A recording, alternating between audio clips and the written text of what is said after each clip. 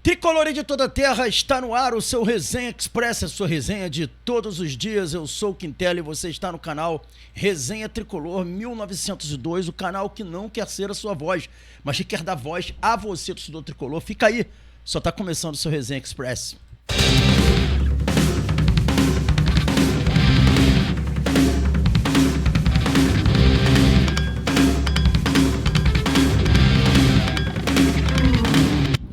Resenha Express voltando e a gente traz aí as principais informações do Fluminense no dia de hoje, galera. E a gente vai falar aqui sobre tudo que envolve o nosso Fluminense e a gente traz uma informação exclusiva aqui do Resenha sobre vamos dizer assim, dois dirigentes que mediram forças. Vocês conseguem ver quem são, né? Mário e Matheus, isso mesmo, né? A IA deu aí uma imagem para vocês parecidas e a gente vai falar sobre isso. Importante falar sobre isso daí, o que resultou nesse embate entre os dois dirigentes, um primeiro embate aí um pouco mais acalorado. Será que esses dois vão ficar juntos até o fim da gestão, Matheus? Difícil saber, hein? A vaidade pesa muito nessas horas. São duas pessoas extremamente vaidosas que eu já percebi. Vai ser brabo, mas a gente vai falar sobre isso também. A gente inicia aqui o Resenha Express de hoje falando sobre o Lima, cara. O Lima tá de saída do Fluminense, né? Ele tá indo pro América do México. A gente vai trazer aqui para vocês a informação do GE sobre essa situação, a saída do Lima para o América do México. Vamos ver aqui a notícia. América do México encaminha empréstimo do Lima do Fluminense. Vem falando aqui mais um pouquinho sobre isso. O Fluminense encaminhou o empréstimo do Meia Lima para o América do México. O negócio foi fechado em moldes semelhantes ao que foi de Rafael Veiga, que recentemente deixou o Palmeiras para defender a equipe mexicana comandada por Jardine. Faltam apenas detalhes burocráticos e assinatura do extrato do contrato para concretizar o negócio. Em uma reunião entre o clube neste sábado, concluiu o negócio, o modelo de empréstimo até o final de 26, com uma opção de compra fixada. O jogador tem contrato com o Flu até o fim de 27. Lima é aguardado no México para ser anunciado. A janela mexicana fecha na próxima terça-feira. Tá aí o Lima de saída do Fluminense. O Fluminense fazendo aí uma verdadeira limpeza aí no fim desse mês aí. O Everaldo já foi, agora o Lima. Pra muita gente, né? Pra muita gente foi uma boa, né? A minha amiga Cris deve estar super feliz aí com a ida do Lima para o América do México. Aqui, vou dar minha opinião a respeito disso. Eu acho o Lima um jogador que foi muito importante pro Fluminense. Eu tenho uma visão bem diferente dos meus amigos, né? Da minha amiga Cris, assim, eu acho que o Lima foi um jogador muito importante pro Fluminense. Um jogador que ele é um operário da bola, né? Ele não é aquele jogador que aparece tanto, né? Ele não é um jogador de aparecer tanto, ele é um operário da bola, ele é aquele jogador que contribui para o coletivo, então ele acaba não aparecendo tanto, porque dificilmente ele vai ser o jogador que vai decidir partidas, embora já tenha decidido jogos, sim. Então, como ele joga para o time e não propriamente para ele, e não é um jogador que é de decisão, muitas vezes ele não aparece tanto, mas ele foi muito importante na conquista da Libertadores, foi importante na conquista do Campeonato Carioca. Todas as competições que ele disputou pelo Fluminense, ele sempre foi um jogador muito importante pro Fluminense ali, tanto é que todos os treinadores utilizaram muito ele. Se ele fosse ruim, ele não seria tão utilizado. Então acho que a saída do Lima, nesse momento, eu não vejo como tão impactante, porque o Fluminense tem mais opções do que tinha no passado, mas acho sim que era um jogador importante. Vamos lá, galera, vamos falar agora sobre o Boangá. Todo mundo quer saber sobre o Boangá, todo mundo tá falando sobre o Boangá. E como é que tá a situação do Boangá? O Ekran Konur, né, o jornalista especializado em futebol internacional, trouxe uma nova informação sobre o Boangá. E a gente vai ver aí, vamos colocar na tela aí o tweet do Ekran Konur. E ele fala aqui, ó, as negociações para a transferência de Denis Boangá para o Fluminense foram retomadas. Acordo alcançado com o jogador sobre salário e termos contratuais, ou seja, entre o Fluminense e o jogador, tudo resolvido. Único obstáculo, condições de liberação pelo time do Los Angeles FC. Esse é o único obstáculo, ok? O Los Angeles considera 15 milhões aceitáveis. Estrutura de pagamento é fundamental. O Fluminense apresentou uma oferta, agentes trabalhando para avançar a negociação. Ou seja, o que está faltando é a condição de liberação, que é como já tinha sido trazido pelo Globo, né? Pelo G1, né? Que é pagar o jogador. Como é que vai ser pago? Os representantes do jogador, né, os agentes estão trabalhando para que essa negociação seja concluída o quanto antes. Postagem aí do Ekran Konur. Então, galera, tá muito próximo de um desfecho, porque o que tem aí ainda de pendência é muito pouco pro jogador não vir. Então, assim, tá muito próximo, tá aí a fala aí do Ekran Konur. O Bouanga deverá sim ser jogador do Fluminense. E a gente só quer que isso se resolva o quanto antes, porque é muito importante que isso seja resolvido e o Fluminense receba o jogador logo, porque a gente precisa muito de um jogador como ele nesse time do Fluminense. Mais uma informação importante, eu não queria tocar no assunto Arias, mas a gente vai ter que tocar no assunto Arias 2 vezes aqui, no fim desse vídeo, porque essa queda de braço que vocês viram aí, puxão de cordas, tem a ver com o Arias. E ontem o Arias teve a cara de pau de emitir uma nota. Ele emitiu uma nota ontem. A gente tem que colocar, não tem jeito, gente. A gente tem que colocar aqui porque isso é notícia. Tá aí a nota do John Arias. Viva um momento importante na minha carreira. Sei do peso das minhas palavras, daquilo que digo e penso.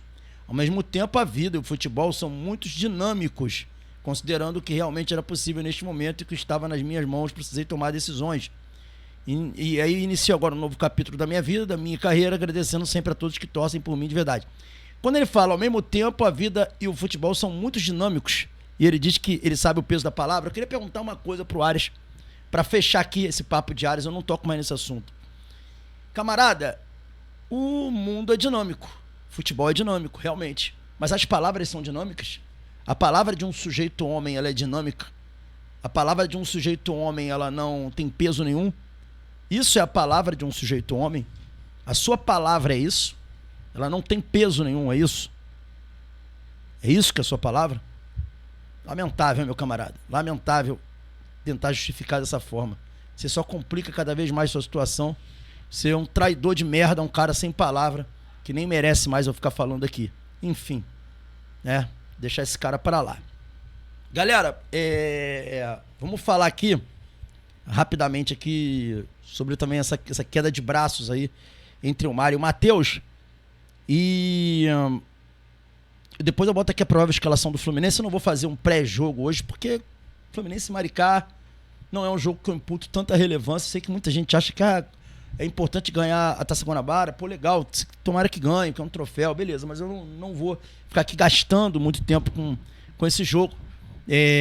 Hoje tem pós-jogo, eu falo sobre pós-jogo, mas as informações são mais importantes nesse momento, até para o torcedor ter um esclarecimento do que está acontecendo. O que acontece, galera? Quando o Arias começou a negociar com o Palmeiras e o Mário tomou conhecimento disso, o Mário de cara, não quis que o Fluminense, não queria que o Fluminense tentasse fazer qualquer tipo de oferta pelo Arias. Ok? E por que ele não quis? Ele dizia que se o Arias um dia fosse voltar para o futebol brasileiro, o Fluminense faria uma oferta. E o Matheus queria que fosse feita oferta. Então ficou essa queda de braços. Porque o Mário não queria paralisar a negociação com o Bouanga e o Matheus queria porque era o Arias que estava no mercado. Então isso foi um problema entre os dois, causado essa questão do Arias. Mas, Quintela, se o Mário falou que quando voltasse ao Brasil o Fluminense iria trazer, etc., por que o Mário voltou atrás? Por quê? Porque aconteceu o seguinte... independente, a gente já falou sobre isso de forma cansativa, sobre a bizarrice que é o Mário ficar fazendo promessa para jogador, principalmente com o dinheiro do Fluminense. Já tá superado, ele falou muito sobre isso, né? Mas tinha uma palavra entre os dois ali. O Fluminense, diga-se aí entre aspas, o Mário trabalhou para que o Arias tivesse a realização do seu sonho, ok? Então havia entre os dois, além da palavra do Arias para a torcida do Fluminense, havia entre Arias e o Mário Bittencourt um compromisso de homem, de palavra. O Arias não voltaria para o Fluminense ou para o futebol brasileiro antes do término da temporada na Inglaterra. Isso era o que o Arias disse pro Mário, que era a chance de isso acontecer a zero. O Mário vinha conversando com o Arias durante todo esse período aí que estavam surgindo essas informações. A minha fonte, que tem acesso ao Mário, que tem acesso a pessoas do Fluminense, disse pra mim, Quintela, não há a menor possibilidade do Arias voltar ao Brasil. O Palmeiras está fazendo isso como blefe, tá? E essa fonte disse pra mim, o próprio Mário falou que conversa com o Arias, que não há essa possibilidade. Eu tava tranquilo, porque a informação que me passaram, que a fonte me passou, é de uma pessoa que fala com o Mário, que tem contato com o dirigente. Então, pra mim, era um negócio meio que pacificado. Tipo, não vai vir o Arias, né? Pronto. Pois bem, o Arias surpreendeu até o Mário, quando o Arias começou a negociar com o Palmeiras. Então, para o Mário, houve uma quebra de confiança entre ele e o Arias. Alguém que ele considerava, inclusive, amigo dele. Uma pessoa que as filhas tinham como ídolo, enfim. Então, ali foi feita uma quebra de confiança. É um absurdo, né? Usarem um clube de futebol como o Fluminense para projetos pessoais. A gente já falou sobre isso aqui. É um absurdo. Isso é falta de profissionalismo completo. Né? Não sei se o Mário vai aprender com isso, não sei mesmo, mas é uma falta de profissionalismo completo. E aí, como houve uma quebra de palavra, de compromisso entre o Arias e o Mário virou pro Matheus e falou: Matheus, não vamos mais fazer prioridade de compra nenhuma. Esse cara é um filho da puta, esse cara tá traindo. Gente, eu não tô dizendo que ele usou a palavra filha da puta. Quem tá usando a palavra filha da puta sou eu. Tá? Tinha claro aqui antes. Mas ele deve ter falado, conhecendo o Mário um pouquinho, que a gente ouve falar aí, ele deve ter falado isso. Enfim, o Mário ficou revoltado com o Arias. Revoltado. E não queria que o Fluminense fizesse nenhum tipo de esforço. E eu até concordo, se a gente for pensar na relação pessoal dele com o Arias, que é um absurdo usar o Fluminense pra isso, mais uma vez eu falo, eu até concordo, ele tá puto. Porque realmente o cara, porra, usou, né? Tirou ele como babaca. Mas o Matheus não, o Matheus disse: não, mas eu não posso, porque a torcida vai cair em cima de mim, vai dizer que eu não tentei, blá, blá, blá, blá, blá, blá. E aí isso virou uma queda de braços, um cabo de força entre os dois. E o Matheus, contra a vontade do Mário, foi e tomou o caminho de tentar o Arias, paralisando a negociação com o Buangá. Mas a situação do Arias e Palmeiras, ela já estava tão encaminhada. O Arias queria jogar no Palmeiras, tá? Essa questão do Palmeiras ter colocado um valor muito mais alto do que o Arias vale foi uma forma de impedir que o Fluminense fizesse uma contraproposta que o Arias ficasse numa sinuca de bico. O que o Arias armou com os agentes dele? Ele armou um cenário em que o Fluminense é que não atendeu às expectativas combinadas, que era igualar os valores. Isso foi o que o Arias criou, para jogar a torcida contra os dirigentes. E nem precisava, porque a gente está contra essa cagada que o Mário fez há muito tempo. A gente está denunciando aqui esses absurdos de usar o Fluminense para objetivos próprios, para ficar bem com o jogador, há muito tempo. Há muito tempo que a gente fala que isso não é profissional, que isso é uma babaquice, que é um absurdo tratar o Fluminense desse jeito, achar que o Fluminense é a casa da mãe Joana. A gente tá falando isso, ó. E não precisava disso, Arias. Não precisava disso.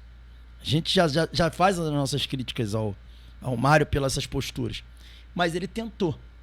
E ele se fu. Porque no final das contas, graças ao trabalho nosso também, ao torcedor que é inteligente, ele percebeu que o Arias era também um vilão, junto com o Mário Bittencourt. Haviam ali dois vilões, o Mário Bittencourt e o John Arias.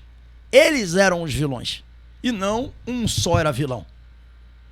Isso deixou o Mário ainda mais puto, porque o Mário sentiu essa maldade do Arias, de tentar jogar pra ele, empurrar, desculpa o palavrão, porque essas horas não tem como, uma pemba pra cima dele. Então isso gerou um litígio entre os dois, assim, informações que eu obtive, nada que fizesse a coisa ficar feia, briga, nada disso, né? Mas gerou um litígiozinho ali para duas pessoas que são muito vaidosas. Ter um litígio como esse não é bom, tá? Não é bom. O Ronaldo França interviu, enfim. Mas houve sim uma queda de braços ali por conta dessa situação do John Arias. Essa é uma informação que eu acho que eu tinha que trazer para vocês. O torcedor tem direito de saber o que aconteceu. Tá? Então, essa é a explicação que eu queria trazer para vocês. E para fechar o Resenha Express, eu vou trazer aqui a provável escalação do Fluminense no jogo de hoje. E a gente fecha, tá? E vamos lá para ver a provável escalação do Fluminense. Tá aí, ó. O Fluminense com Fábio, Guga, Inácio, Freitas ou James, é isso mesmo. E Arana, Bernal, Martinelli, Ganso, isso mesmo. Santi Moreno, Canóbio ou Serna, John Kennedy ou Matheus Reis. Eu acho que o Matheus Reis vai pro jogo hoje, hein, galera? Só uma intuição minha. Esse é o provável Fluminense que enfrenta o Maricá, ok? E voltando aqui para fechar, uma coisa que eu queria pedir a galera só uma reflexão, né? Eu tô vendo muita gente aí atacando a avó do Arias. Usando a avó do Arias para poder ofender o Arias. A música lá, que o pessoal falou que a sua avó tem vergonha de você, não vejo problema nenhum. Porque isso aí faz parte do clima do estádio de futebol. Agora, em rede social, eu criar perfil da avó do cara, tá? Que é uma pessoa que já tá morta e não está aqui para se defender. Nego, sacanear uma pessoa que não tá aqui para se defender, zoar. Isso é uma parada, cara, que na boa, isso é falta de caráter. Eu não concordo com essa parada. Quem quiser fazer, faça aí. Mas eu não ia ficar em cima do muro quanto a isso daí. A musiquinha lá, vai se ferver, né? Vou falar palavrão. Sua avó não precisa de você. Sua avó tem vergonha de você, acho que é isso. Problema nenhum, não. Tá? Isso aí eu acho que faz parte. Faz parte. Agora, pegar imagens dessa senhora, né? Colocar imagens dessa senhora em bandeira, né? Colocar coisas dessa senhora, perfil dessa senhora em rede social, criar... Cara, isso aí pra mim passou de todos os limites. Né? Você tem como xingar e ofender esse babaca, mas não uma pessoa que não tá aqui pra se defender. Isso aí eu acho que não é papel correto, não. Mas aí é de cada um, a consciência é de cada um, né? Cada um faça o que bem entender, mas é a minha opinião. Ok, galera? Esse é o Resenha Express. Saudações tricolores. Fiquem com Deus. Hoje, após o jogo, tem o nosso pós-jogo aqui, provavelmente às 11h30 da noite. Valeu? Um abraço, bom domingo a todo mundo aí. E fui!